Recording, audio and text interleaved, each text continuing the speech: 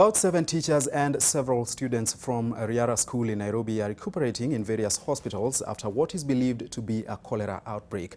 Unconfirmed reports state that a number of those who fell ill were taken to Melchizedek, Gertrude's and Coptic hospitals for treatment. Sources from the school indicate those who were admitted started experiencing abdominal pains and running stomachs, and that a number of them have tested positive for the disease. The school management is yet to issue official communication on the cases and the status of those affected.